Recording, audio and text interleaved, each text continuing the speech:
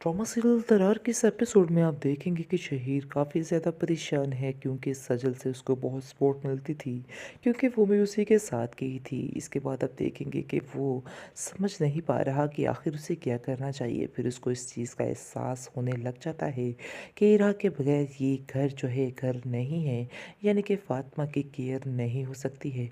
चाहे लाख में मुलाजमा रख लूँ, लेकिन इरा जैसा ख्याल उसका कोई भी नहीं रख सकता है। अब उसको इस चीज़ का अंदाज़ा हो रहा है क्योंकि सारी मुलाज़िमा जो हैं वो बताती हैं कि सजल किस तरह का रवैया रखती थी फ़ातिमा के साथ, और सारा कुछ बता देती हैं कि उसका क्या-क्या हाल करती थी और किस-किस तरीके से उससे पेश आती थी। ये सब बातें सुनकर शहीद का दिमाग और ज़्यादा घूम जाता है और वो कहता है कि ये मेरी पीठ पीछे मेरे बच्चे के साथ क्या करती रही, मैं इसको कभी माफ़ नहीं करूँगा।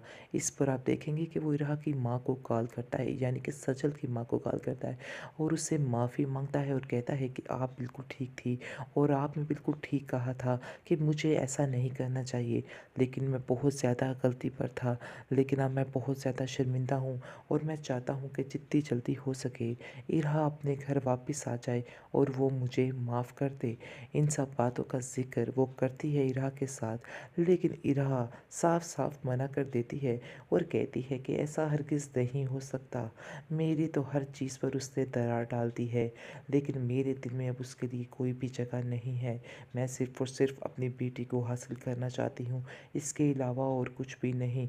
आगे से वो उसको समझाती है कि बेटा, ज़िंदगी ऐसे अकेले नहीं गुज़रती, जितनी जल्दी हो सके तुम इस चीज़ को समझ लो तो बेहतर है। अगर उसे अपने गुनाह की माफ़ी मिल जाए तो ये ज़्यादा बेहतर है, यानी कि वो अपने गुनाह पर बहुत ज़्यादा नादिम है। इसलिए मैं भी चाहती हूँ कि तुम उसको माफ़ कर दो और अपने घर चली जाओ, क्योंकि सजल ने अपना नया ठिकाना ढूँढ लिया है, वो ज़्यादा देर इधर नहीं रह सकती थी।